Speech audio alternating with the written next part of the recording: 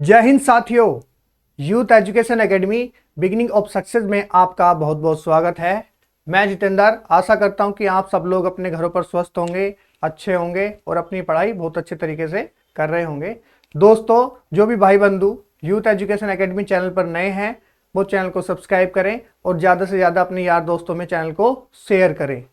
तो दोस्तों, चलते हैं अपने क्लास की तरफ।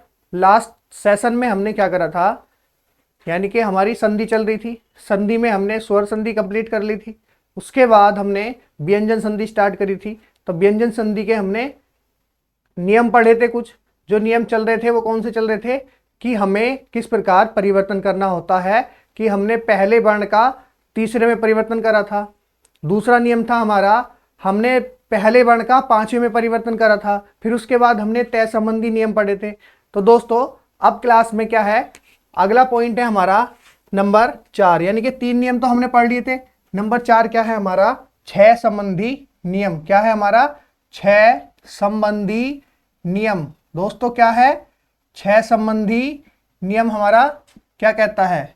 तो 6 संबंधी नियम क्या कहता है दोस्तों हमारा, इसमें ये कहता है यदि किसी भी, मैं पहले लिख देता हूं, किसी भी हस्व या आ का मेल, आ का मेल किससे हो, 6 से हो, 6 से होने पर, किसी भी ह्रस्व स्वर या आ का मेल 6 से होने पर क्या होगा, 6 से पहले, 6 से पहले, 6 से पहले क्या होगा, 6 से पहले च जोड़ दिया जाता है। यानी कि च जोड़ दिया जाता है, च जोड़ दिया जाता है। तो अब हम च कैसे जोड़ेंगे, अब ये पहले हम डायग्राम बनाते हैं, उसके बाद इस चीज को हम समझेंगे कि कैसे हमने जोड़ा। तो ये क्या कह रहा है, ये कह रहा है किसी भी, यानी कि ह्रस्व स्वर होना चाहिए, ह्रस्व स्वर क्या होना चाहिए, ह्रस्व स्वर होना चाहिए। उसके बाद या फिर आ हो, ह्रस्व स्वर हो या फिर आ हो। उसके बाद क्या हो, 6 हो, उसके बाद 6 होना चाहिए। तो जो हमारा डायग्राम कह रहा है, ये जो परिभाषा है इसके अकॉर्डिंग जो कह रही है वो क्या कह रही है कि 6 से पहले, यानी कि 6 से पहले क्या जोड़ देंगे, च हम जोड़ देंगे, च हम जोड़ देंगे। उसके बाद ये ऐसा का ऐसे ही रहेगा। ये हमारा डायग्राम है, ये हमारा चित्र है। तो जो समझने वाली बात है दोस्तों, समझने वाली बात इसमें यह है कि किसी भी ह्रस्व स्वर या आ का मेल 6 से, यानी कि 6 छतरी से होने पर 6 से पहले च जोड़ दिया जाता है। यानी कि 6 से पहले क्या जोड़ दिया जाएगा, च जोड़ दिया जाता है। अब इसे हम उदाहरण से समझते हैं। जैसे मैंने उदाहरण लिखा, मैंने लिखा अनु जमा छेद, मैंने लिखा अनु जमा छेद। तो क्या है ये, इससे पहले क्या है, स्वर है, यानी कि ह्रस्व स्वर है।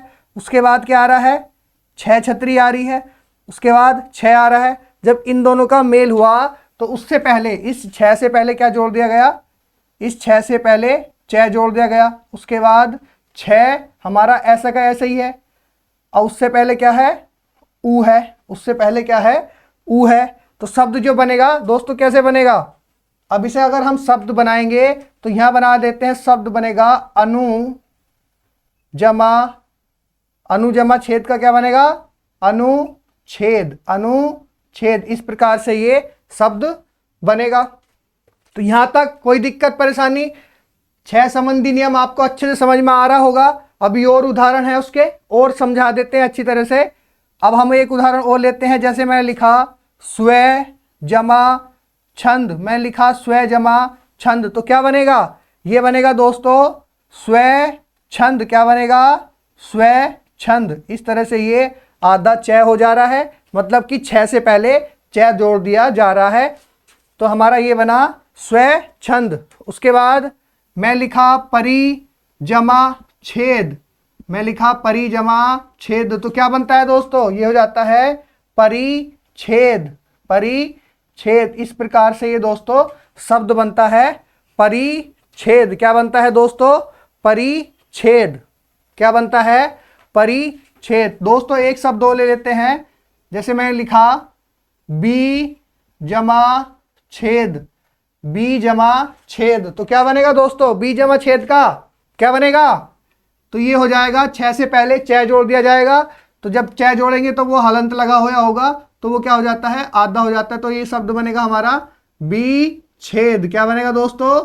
विच्छेद शब्द बनेगा। तो दोस्तों 6 संबंधी नियम हमने पढ़ा। किसी भी ह्रस्व स्वर या आ के मेल 6 से होने पर 6 से पहले क्या जोड़ा जा रहा है? च जोड़ा जा रहा है, च। तो ये डायग्राम से हमने समझाया आपको। उम्मीद करता हूं 6 संबंधी नियम अच्छे से समझ में आया होगा। आपको व्यंजन संधि भी क्लियर हो जाएगी, और बाकी जो बचे टॉपिक हैं उसके बाद हमारी विसर्ग संधि चलेगी, वो भी अच्छे से कंप्लीट होगी। स्वर संधि हमने बहुत अच्छे तरीके से करी थी। तो दोस्तों नेक्स्ट है इसमें, अब क्या आता है? मैं संबंधी नियम। दोस्तों कौन सा आएगा अब? मैं संबंधी नियम। तो मैं संबंधी नियम में क्या होगा दोस्तों?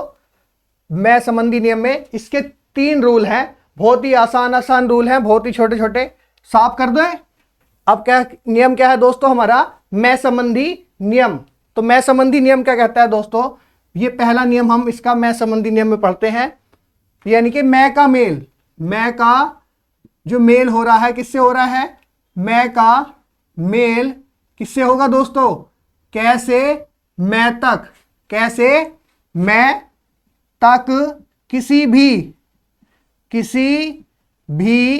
किससे होगा? व्यंजन वर्ग से होने पर, व्यंजन वर्ग से होने पर, किसी भी व्यंजन वर्ग से होने पर।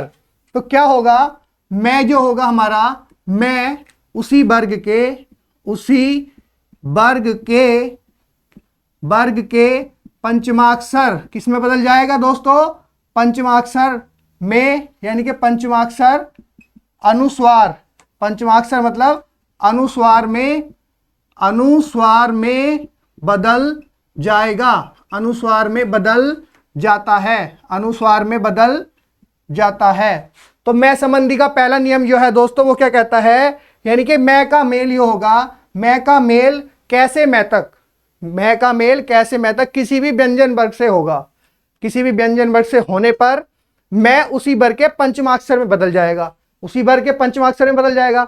यहां तक अगर समझ में नहीं आया हो तो कोई बात नहीं, अभी हम डायग्राम बनाते हैं, इसका चित्र बनाएंगे, उससे आपको अच्छे से क्लियर हो जाएगा। जैसे मैंने बनाया मैं, तो मैं का मेल हम किससे कर रहे हैं? हम करेंगे पहले कै वर्ग से, कै वर्ग से करेंगे, उसके बाद हमने करा च वर्ग से करा, उसके बाद हमने करा ट वर्ग से, फिर हम करेंगे ट वर्ग से, उसके बाद हम करेंगे पै, किससे करेंगे? पै वर्ग से करेंगे, किससे करेंगे? पै वर्ग से। तो ये हमने प्रत्येक व्यंजन वर्ग से हमने इसका मेल करा दिया।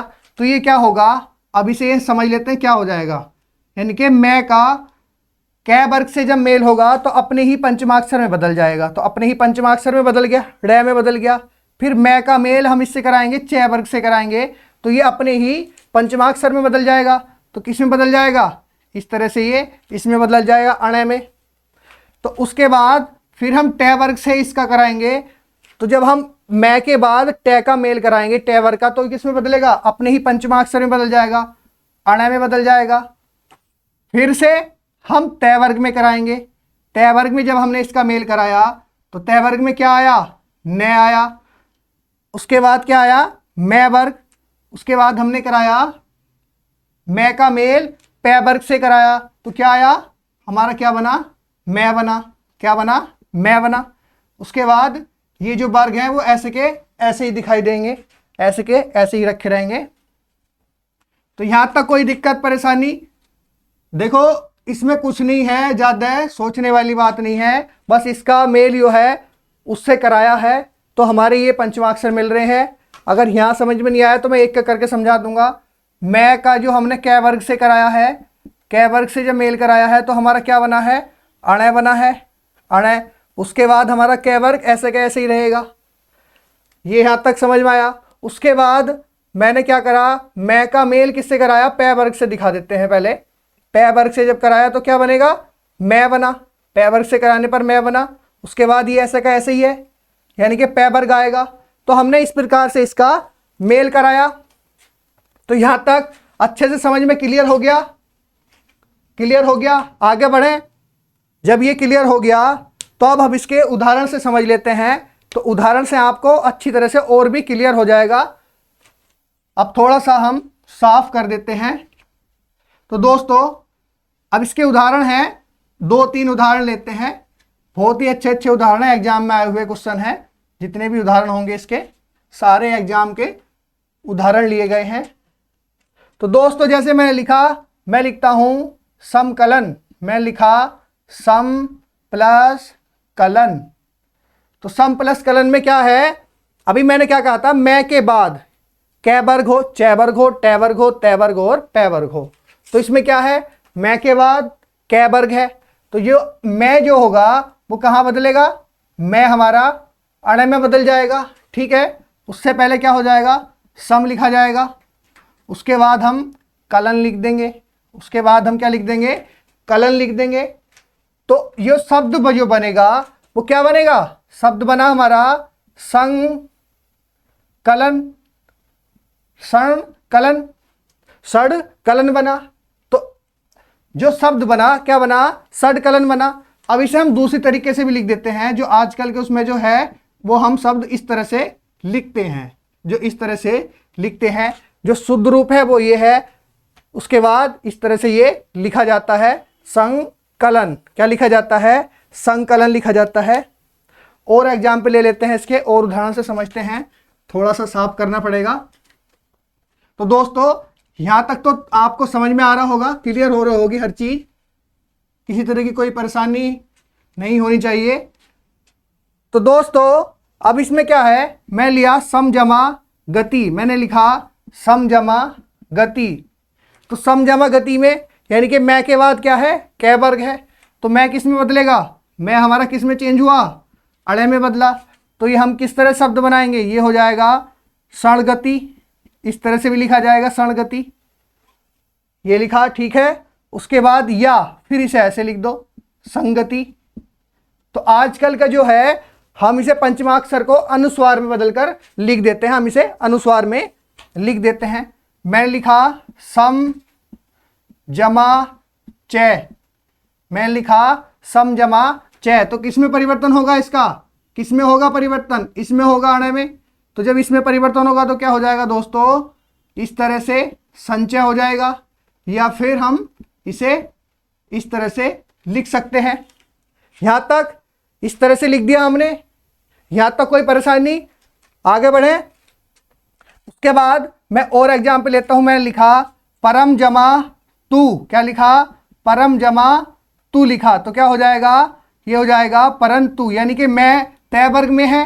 तय वर्ग में क्या हो जाएगा, मैं का न हो जाएगा, मैं का न हो जाएगा। तो ये क्या हो जाएगा, परंतु हो जाएगा इस तरह से।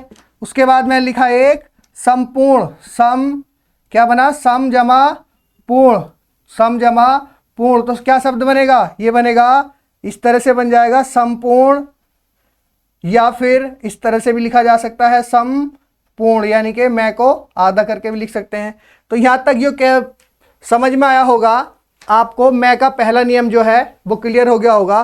तो इसमें यही है कि मैं का जो मेल है कैसे मैं तक किसी भी व्यंजन वर्ग से होगा तो वो अपने ही पंचमाक्षर में बदल जाएगा, वो अपने ही पंचमाक्षर में बदल जाएगा। ये आपने अच्छी तरीके से देखा। उसके बाद हम चलते हैं दोस्तों, मैं का सेकंड नियम जो कहता है मैं का मेल अब किस किस से होगा, अब ये देख लेते हैं।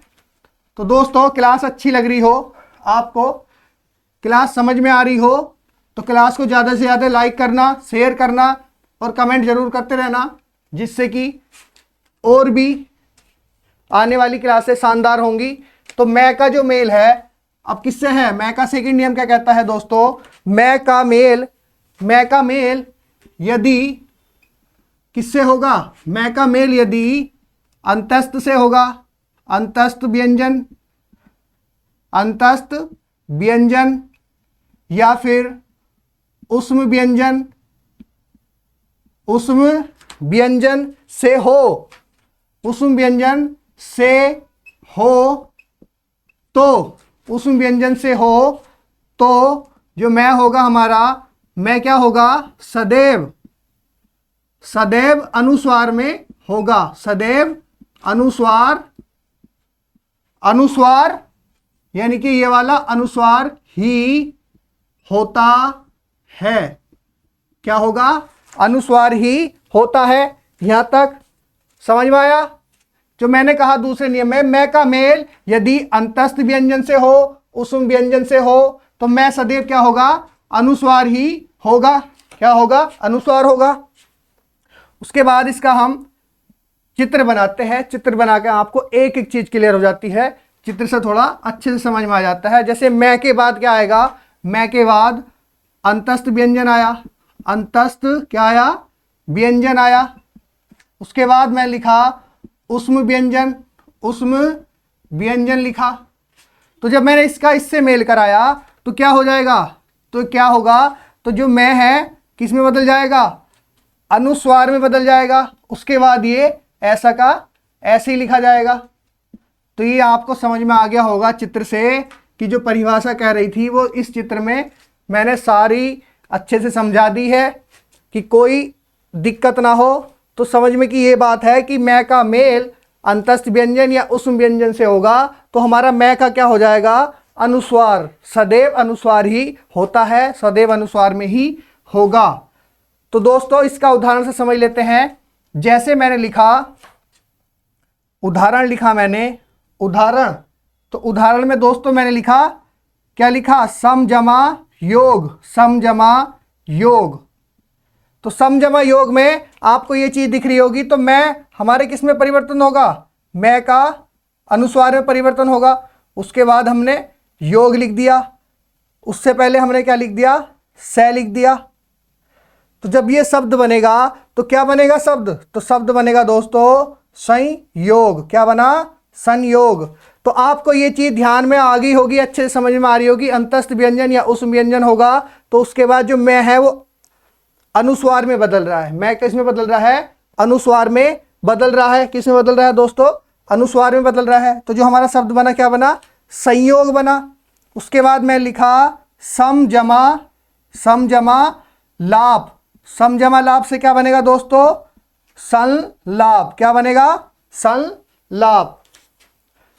अगला उदाहरण देखते हैं, सम जमा, सम जमा क्या बनेगा, से, सम जमा से। इससे क्या बनेगा दोस्तों, क्या शब्द बना, शब्द बना दोस्तों संशय। क्या बना, संशय बना। क्या बना शब्द दोस्तों, संशय बना।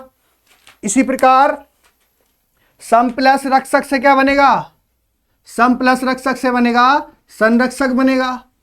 सम प्लस विधान से क्या बनेगा, संविधान बनेगा। मैं लिखता हूं सम प्लस रक्षक, सम प्लस रक्षक। क्या शब्द बना दोस्तों, ये बना संरक्षक। क्या बना, संरक्षक बना।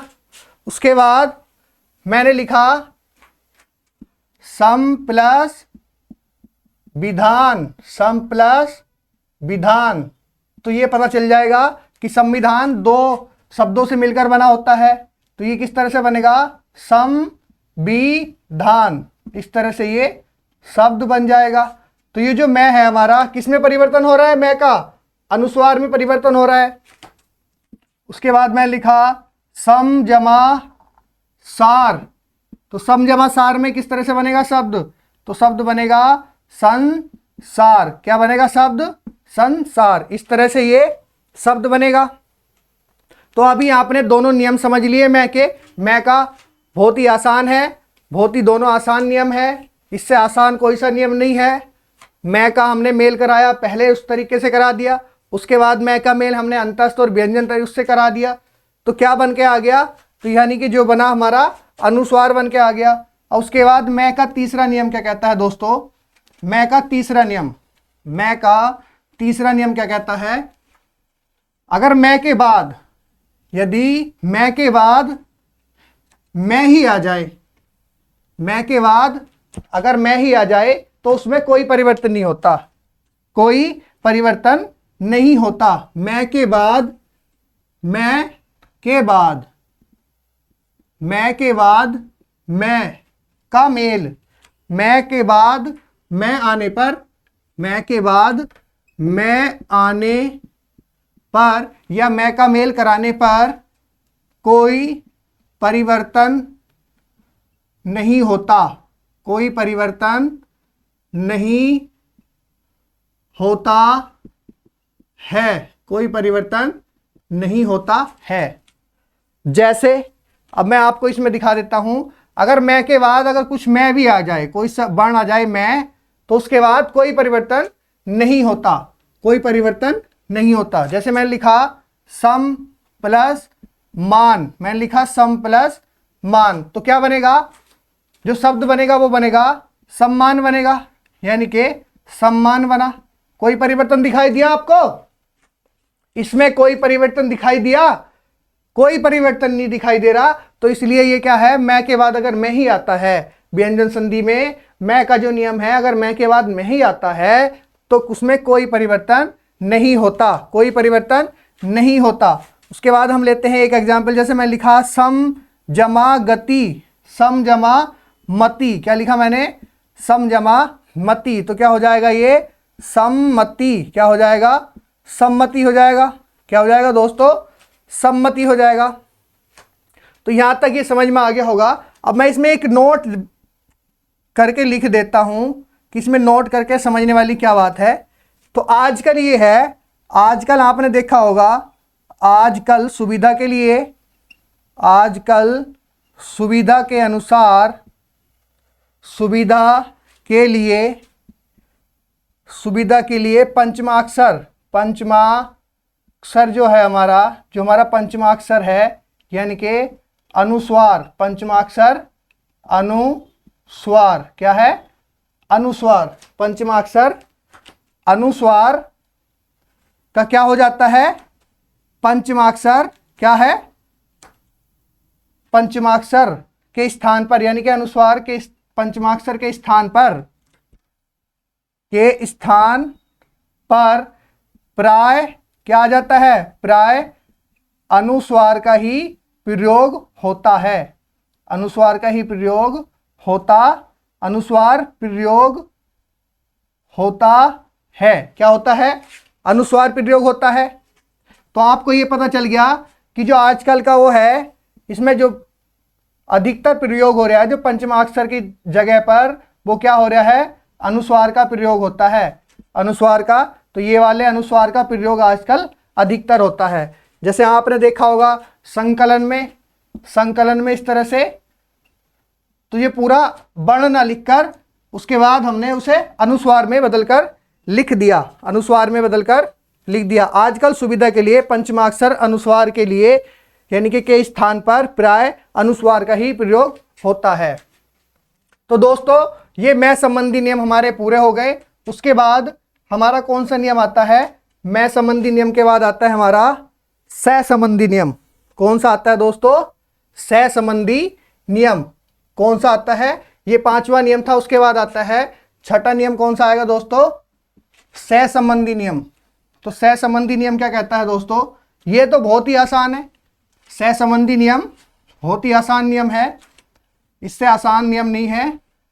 देखो इसमें क्या क्या होता है, सहसंबंधी नियम में यही 2 लाइन का नियम है, इससे ज्यादा आसान नियम नहीं है। सहसंबंधी नियम क्या कहता है, सह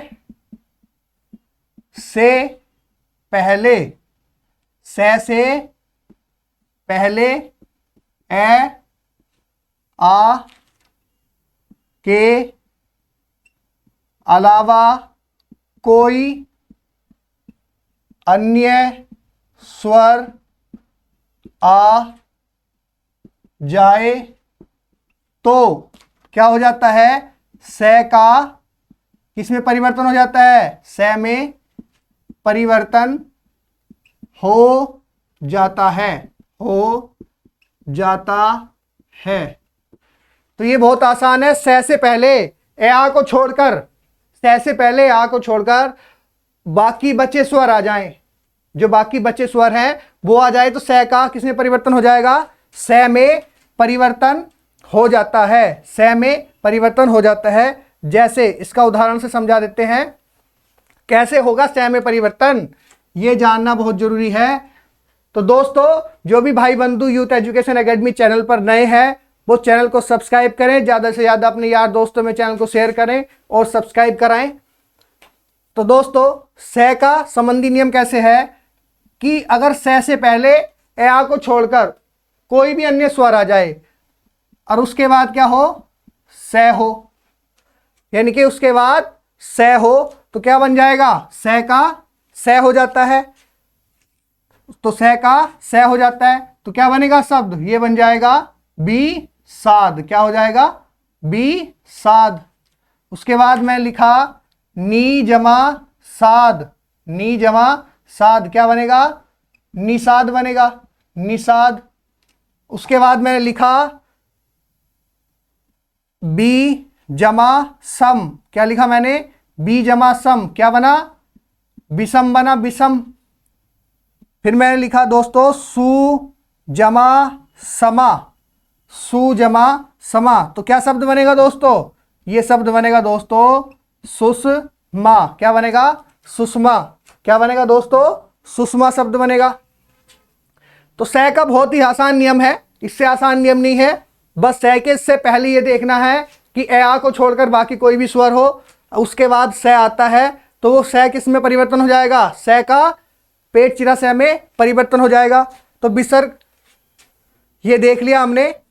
उसके बाद व्यंजन संधि का लास्ट नियम हमारा क्या है, व्यंजन संधि का लास्ट नियम क्या कहता है ये भी देख लेते हैं। अब ये होता है नए संबंधी नियम, जो दोस्तों ये होता है हमारा नए संबंधी नियम हमारा क्या कहता है। तो ये भी बहुत आसान है, जब ये सारे आसान है तो ये भी आसान ही होगा, भारी थोड़ा ना। अगर भारी होगा तो हम उसे आसान करा देंगे, इसमें कौन सी बड़ी बात है। अब देखो हम कैसे करते हैं इसे आसान। आपको भारी चीज तो हम आसान कराने के लिए हम बैठे हैं ना, तो हम कराएंगे। तो दोस्तों नए संबंधी नियम क्या है हमारा, यदि क्या कहता है, यदि री रे से के बाद न हो तथा इनके बीच क्या है, इनके बीच कोई स्वर कोमा कै वर्ग हो, कोमा पै वर्ग हो, कै वर्ग हो, पै वर्ग हो, या फिर अंतस्थ हो, अंतस्थ व्यंजन हो, अंतस्थ व्यंजन हो, और क्या हो, अनुस्वार आता हो, अनुस्वार आता हो, तो क्या होगा, तो क्या होगा, तो न का क्या हो जाएगा, न का ण में परिवर्तन, न का ण में परिवर्तन हो जाता है, तो आपको परिभाषा समझ में आ गई होगी। बहुत ही आसान परिभाषा है, इसमें कुछ नहीं है। यदि री रे से के बाद न हो, री रे से के बाद न हो तो क्या होगा, री रे से के बाद न हो तो क्या होगा, के बाद न हो तो इनके बीच कोई भी स्वर हो, कै वर्ग हो, पै वर्ग हो, अंतस्थ व्यंजन हो, अनुस्वार हो, तो न का क्या हो जाएगा, न का ण हो जाता है, न का ण हो जाता है। तो डायग्राम से बना के समझाया जाए, तो डायग्राम से बनाया जाए, तो डायग्राम बनाते हैं। री रे उसके बाद से, री रे से हो तो उसके बाद क्या आएगा, न होगा, तो न के का किस में परिवर्तन होगा, ण में परिवर्तन हो जाएगा, ण में परिवर्तन हो जाएगा, ण में परिवर्तन हो जाएगा।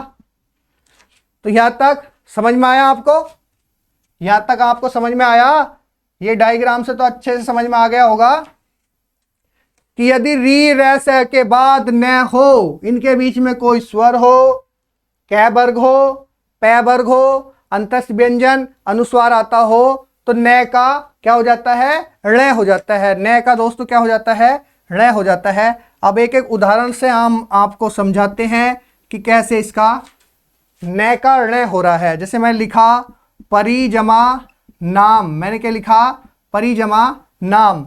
तो अभी मैंने कहा इसमें परिभाषा में न संबंधी नियम में कि न के बाद यानी कि र के बाद न हो, यदि र के बाद न हो तो किस में परिवर्तन हो जाएगा, ण में परिवर्तन हो जाएगा। तो क्या हो जाएगा, ये परी, ये न में परिवर्तन हो गया, ण, उसके बाद इसे हमने अलग कर दिया, आ प्लस मैं लिख दिया, तो ये शब्द क्या बनेगा, परिणाम। क्या हो जाएगा, परिणाम। इस तरह से ये शब्द बना, ये शब्द बना। उसके बाद और उदाहरण देख लेते हैं। मैं लिखा प्र जमा मान, प्र जमा मान में क्या हुआ, ये क्या शब्द बना, प्रमाण बना। उसके बाद प्र जमा नाम क्या बना, प्रणाम। क्या बना दोस्तों, प्रणाम। जहां पर न होगा, अगर जब ये प्रैक्टिस करोगे ना तो आपको खुद भी पता चल जाएगा कि कहां पर न का ण होना है। ये तो कॉमन सेंस लगा के पता चल जाएगा, बाकी नियम से अगर ना पता चले तो कॉमन सेंस ही लगा देना, उसमें ये सब क्लियर हो जाएगा, आपको एक एक चीज क्लियर हो जाएगी। उसके बाद जैसे मैंने लिखा मर जमा अन, तो क्या हो जाएगा, मरण हो गया। मर जमा अन क्या बना, मरण लिखा। अब मैं लिखा राम जमा अयन, राम जमा अयन, राम जमा अयन लिखा। तो राम जमा अयन का क्या हो जाएगा दोस्तों, ये तो बहुत ही आसान है। राम जमा अयन का क्या हो जाएगा, रामायण। क्या बनेगा, शब्द बनेगा रामायण। क्या बनेगा, रामायण। क्या शब्द बना दोस्तों, रामायण शब्द बना। तो दोस्तों हमारे व्यंजन संधि अच्छे से कंप्लीट हो गई है, एक एक चीज आपको बारीकी से बताई गई है। कोई भी डाउट किसी तरह का नहीं रहा होगा मन में आपके, सारी चीज क्लियर हो गई है। डायग्राम से बताई, उसके बाद उदाहरण से क्लियर कराएं, स्वर संधि भी आपको अच्छे से क्लियर हो गई है। तो दोस्तों अब हम स्टार्ट करेंगे विसर्ग संधि। कौन सी स्टार्ट करेंगे हम विसर्ग संधि। तो दोस्तों विसर्ग संधि स्टार्ट करते हैं, जिसमें कि उसका थोड़ा सा पार्ट बताया जाएगा विसर्ग संधि का। तो विसर्ग संधि में क्या है दोस्तों, विसर्ग का खेल है। जो आपने पढ़ा था, एक पढ़ा था अयोग्य बाहा स्वर पढ़े थे, अयोग्य बाहा, क्या पढ़े थे, अयोग्य बाहा स्वर पढ़े थे आपने। तो अयोग्य बाहा स्वर में आपने विसर्ग भी पढ़ा था। क्या आएगा अब, विसर्ग संधि। क्या आएगा दोस्तों, विसर्ग संधि। तो जो हम करने वाले हैं, कौन सी संधि करने वाले हैं, विसर्ग संधि। तो दोस्तों विसर्ग संधि क्या है हमारी, यानी कि अब इसकी जान लेते हैं कि विसर्ग संधि की परिभाषा क्या है और क्या होता है विसर्ग संधि में। तो विसर्ग संधि में क्या होता है, विसर्ग के बाद, विसर्ग के बाद स्वर, विसर्ग के बाद स्वर या क्या आ जाए, स्वर या व्यंजन, स्वर या व्यंजन आने पर, स्वर या व्यंजन आने पर क्या होगा, विसर्ग में जो बदलाव, परिवर्तन, बदलाव परिवर्तन होता है उसे क्या कहते हैं, उसे विसर्ग संधि कहते हैं। उसे क्या कहते हैं, विसर्ग संधि कहते हैं। उसे हम क्या कहेंगे, विसर्ग संधि कहते हैं। तो विसर्ग संधि यही है कि विसर्ग के बाद स्वर आ जाए या व्यंजन आ जाए, तो विसर्ग में जो बदलाव होगा वो हमारा क्या होगा, विसर्ग संधि होगा। जैसे ये समझ लो कि कैसे होगा, जैसे मैं लिखा नी, तो नी के बाद मैंने विसर्ग है, उसके बाद लिखा मैंने आहार, नी जमा आहार, तो ये क्या बनेगा शब्द हमारा, निराहार। क्या बना, निराहार। उसके बाद मैं लिखा नी जमा आशा, नी जमा आशा, तो क्या शब्द बना, ये शब्द बना दोस्तों निराशा। क्या बना, निराशा। उसके बाद मैं लिखा तप जमा बल, क्या लिखा, तप जमा बल, तो ये क्या हो गया, तपोबल। क्या बना, तपोबल। अब आपको एक चीज दिखाई दे रही होगी दोस्तों इसमें कि जो विसर्ग है उसके स्थान पर कुछ ना कुछ परिवर्तन आ रहा है, कुछ ना कुछ परिवर्तन आ रहा है। यहां पर इसके स्थान पर र आ गया विसर्ग के स्थान पर, यहां विसर्ग के स्थान पर ओ आ गया, तो यही परिवर्तन हमें इसमें जानना है। तो दोस्तों जिस प्रकार हमने व्यंजन संधि के कुछ नियम पढ़े थे उसी प्रकार हम विसर्ग संधि के कुछ नियम पढ़ते हैं। बहुत ही आसान आसान नियम है। तो हम पहले नियम, इसके नियम स्टार्ट करते हैं। विसर्ग संधि के नियम, विसर्ग संधि के कुछ महत्वपूर्ण नियम हैं, साफ कर दें, आगे बढ़े। तो दोस्तों आगे बढ़ते हैं, विसर्ग संधि के हम कुछ नियम स्टार्ट करते हैं। तो पहला नियम क्या है इसमें, विसर्ग संधि के प्रमुख नियम, हेडिंग डालते हैं विसर्ग संधि के प्रमुख, क्या है, प्रमुख नियम। तो विसर्ग संधि के प्रमुख नियम क्या है हमारे, तो जो पहला नियम है दोस्तों क्या है, पहला नियम है हमारा यानी कि विसर्ग का ओ हो जाना। अभी आपने उदाहरण में देखा था कि विसर्ग हमारे कई प्रकार से बदल रहा था, बदलाव हो रहा था उसमें। तो अब इसमें क्या है, पहला नियम क्या है, विसर्ग का क्या हो जाना, ओ होना, विसर्ग का ओ होना। तो अब विसर्ग का ओ कैसे हो रहा है, विसर्ग का ओ होना, तो ये विसर्ग का ओ कैसे होगा ये अब हम इसमें आपको बताएंगे। तो अब हम इसमें परिभाषा लिख देते हैं इसकी, यदि विसर्ग से पहले, यदि विसर्ग के पहले या से पहले के पहले यदि विसर्ग के पहले ए और विसर्ग के पहले ए और बाद में क्या हो, ए हो, बाद में ए अथवा प्रत्येक वर्ग का तीसरा वर्ण हो, प्रत्येक वर्ग का तीसरा वर्ण, चौथा वर्ण हो, उसके बाद क्या हो, पांचवा वर्ण मतलब कि पंचमाक्षर हो, या फिर क्या हो, उसके बाद क्या हो, अंतस्थ व्यंजन हो, और क्या हो, अंतस्थ व्यंजन हो, क्या हो, अंतस्थ व्यंजन हो, अंतस्थ व्यंजन, अथवा है हो, अथवा क्या हो, है हो तो विसर्ग क्या हो जाता है हो तो विसर्ग का ओ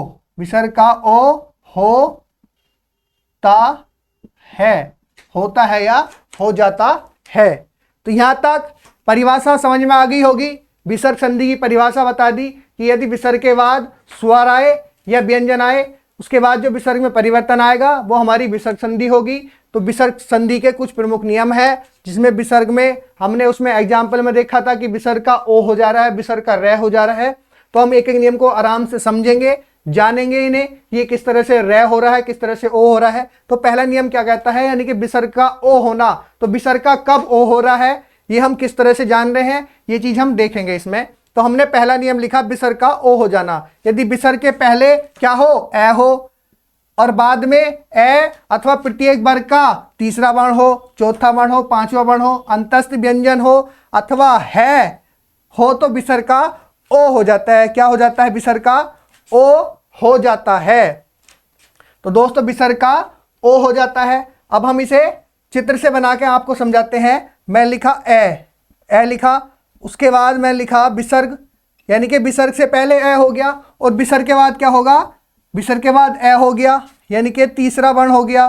तीसरा क्या हो गया, तीसरा वर्ण क्या बना दोस्तों, तीसरा वर्ण होया, उसके बाद चौथा वर्ण हो गया, तीसरा वर्ण, चौथा वर्ण हुआ, चौथा वर्ण लिखा मैंने, उसके बाद पांचवा वर्ण लिखा, पांचवा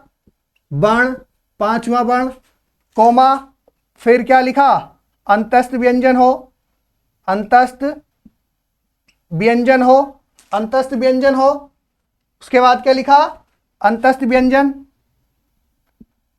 अथवा, अंतस्थ व्यंजन अथवा क्या हो, है, अंतस्थ व्यंजन के बाद क्या हो, है हो, तो क्या होगा, विसर्ग का ओ हो जाएगा, क्या हो जाएगा, विसर्ग का ओ हो जाएगा। उसके बाद ये हमारा ऐसा का ऐसे ही रहेगा, ए प्लस ओ प्लस ये पूरा का पूरा इस तरह से ही आएगा। तो यहां तक चित्र से आपको अच्छे समझ में आ गया होगा। ये यहाँ पे ध्यान दो, चित्र में क्या बताया है, चित्र में इतना बताया है कि अगर विसर्ग से पहले ए हो और विसर्ग के बाद ए हो, प्रत्येक वर्ग का तीसरा वर्ण, चौथा वर्ण, पांचवा वर्ण, अंतस्थ व्यंजन है हो, तो क्या हो जाएगा, विसर्ग का ओ हो जाता है, विसर्ग का ओ हो जाता है, क्या हो जाता है, विसर्ग का ओ हो जाता है। तो अब इसमें एग्जाम्पल लेते हैं, उदाहरण से समझते हैं इसे कि विसर्ग का ओ कैसे हुआ है। ये चित्र बना के आपको समझा दिया गया है। अब देखो विसर्ग का ओ कराते हैं उदाहरण में, कैसे विसर्ग का ओ होता है। तो दोस्तों अब इसमें समझते हैं कि किस प्रकार हमारा विसर्ग का ओ हुआ। जैसे मैंने लिखा, एक एग्जाम्पल लिखता हूं मैं, एक उदाहरण लिखता हूं मैं, लिखा जैसे मैंने लिखा, क्या लिखा, तपे जमा बल लिखा, तपे जमा बल, मैंने एक उदाहरण लिखा। तो दोस्तों तप में से मैंने क्या लिखा, तप जमा क्या लिखा मैंने, तप में से इसमें कर दिया मैंने ए निकाल दिया इसका बाहर, यानी कि इसे स्वर रहित, स्वर मुक्त कर दिया। उसके बाद मैंने विसर्ग लिख दिया, उसके बाद मैंने लिखा बल, यानी कि मैंने इन्हें अलग अलग तोड़कर लिख दिया। तो ये तो पूरा का पूरा क्या हो जाएगा, तप हो जाएगा। उसके बाद हमारा क्या आ गया, विसर्ग, तो विसर्ग का हमारा क्या होगा, ओ हो जाएगा। उसके बाद क्या होगा, बल लिख दिया। तो शब्द क्या बनेगा दोस्तों, ये बनेगा तपोबल, तपोबल। तो यहां समझ में आया होगा आपको कि मैंने किस प्रकार से ये शब्द बनाया है, किस प्रकार से ये शब्द बनाया है। मैंने कुछ नहीं किया इसमें, जैसे ये नियम कह रहा है मैंने सिर्फ उसी नियम को लागू करा इस पर, तो ये हमारा शब्द बन गया। उसके बाद इसमें एग्जाम्पल ले लेते हैं। जैसे मैंने लिखा एक मन है जमा हर, तो क्या हो जाएगा, ये शब्द बनेगा मनोहर।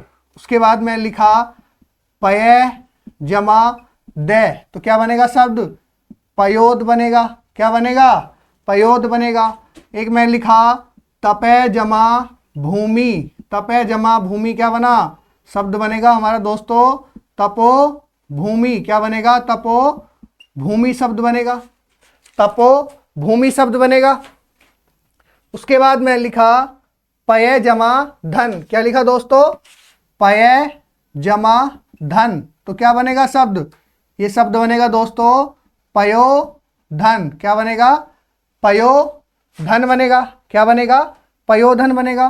तो उसके बाद दोस्तों एक लिखता हूं मैं बै जमा वृद्ध, बै जमा वृद्ध, तो क्या बनेगा, ये शब्द हो जाएगा वयो वृद्ध, क्या हो जाएगा दोस्तों, वयो वृद्ध हो जाएगा।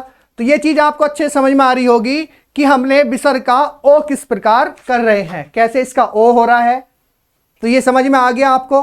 अब इसमें कुछ अपवाद है कि जैसे अभी आप देख रहे हो कि विसर्ग का ओ हो जा रहा है, विसर्ग के बाद यानी कि विसर्ग का ही ओ हो जा रहा है, अगर ए के बाद विसर्ग आ रहा है तो उसका ओ हो जा रहा है।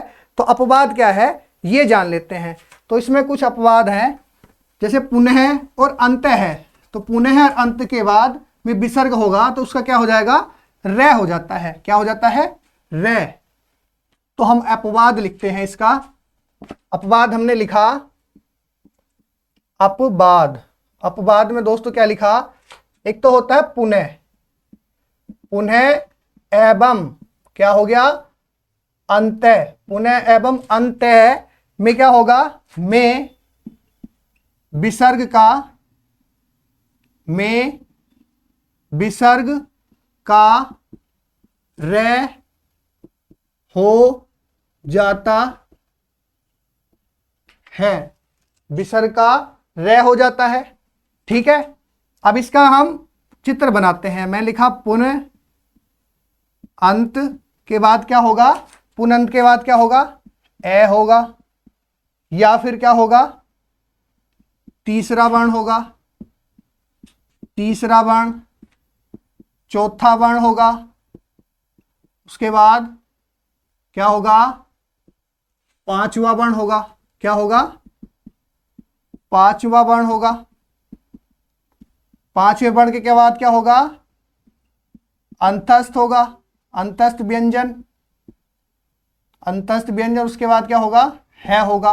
तो क्या होगा, क्या होगा इसका, पुनः के बाद अगर क्या होगा, विसर्ग होगा। पुनः के बाद अगर क्या होगा, विसर्ग, पुनः के बाद विसर्ग होगा तो विसर्ग का क्या हो जाएगा, रे हो जाएगा। विसर्ग का हमारा क्या हो जाएगा, रे हो जाता है, रे हो जाता है। क्या हो जाता है, रे हो जाता है। तो रे हो जाएगा हमारा। तो इसी प्रकार अब हम इसके उदाहरण से समझेंगे कि इसका क्या होगा, यही समझ लेते हैं। तो ये सब ऐसे का ऐसे ही रहेगा, बस इसकी विसर्ग की जगह क्या हो जाएगा हमारा, रे हो जाएगा। विसर्ग की जगह हमारा क्या हो जाएगा दोस्तों, रे हो जाएगा। क्या हो जाएगा, रे हो जाएगा। तो हम इसके उदाहरण से समझते हैं दोस्तों। इसमें कुछ उदाहरण हैं वो जान लेते हैं। जैसे मैं लिखा पुनः प्लस जन्म, पुनः प्लस जन्म लिखा मैंने। तो पुनः प्लस जन्म मैंने लिखा, तो अब इसमें क्या कह रहा है कि पुनः और अंत के बाद विसर्ग हो, पुनः और अंत के बाद विसर्ग हो, उसके बाद ए हो, या तीसरा वर्ण, चौथा वर्ण, पांचवा वर्ण, अंतस्थ हो या है हो, तो क्या हो जाएगा, उसका रे हो जाएगा। तो ये शब्द ये बनेगा, क्या बनेगा, इसका क्या हो जाएगा दोस्तों, रे में परिवर्तन हो जाएगा। इसका परिवर्तन किस में होगा, रे में। तो मैं लिखा पुनः, पुनः प्लस क्या हो जाएगा, रे प्लस जन्म। तो अब शब्द बना दो इसका, कैसे शब्द बनेगा, तो ये वाली मात्रा जय पे चढ़ जाएगी। तो क्या शब्द बनेगा, पुनर्जन्म। क्या बनेगा दोस्तों, पुनर्जन्म बनेगा। उसके बाद मैं लिख देता हूं पुनः जमा मुद्रण, पुनः जमा मुद्रण लिखा मैंने। तो क्या बना, पुनः मुद्रण। क्या बना, पुनः मुद्रण बना। क्या बना दोस्तों, पुनर्मुद्रण बना। उसके बाद मैं लिखा अंत जमा धान। क्या लिखा, अंत्य जमा धान। क्या लिखा, अंत्य जमा धान। तो अंत्य जमा धान का क्या बनेगा, ये हो जाएगा दोस्तों अंतर्धान। क्या बनेगा, अंतर्धान बनेगा। उसके बाद मैं लिखा एक और अंत्य जमा अग्नि। क्या बनेगा, अंत्य जमा अग्नि क्या होगा, अंतरअग्नि। अंतर अग्नि क्या हो जाएगा, अंतर अग्नि। तो क्या बनेगा दोस्तों, अंत्य जमा अग्नि का क्या बनेगा, अंतर अग्नि। क्या बना, अंतर अग्नि।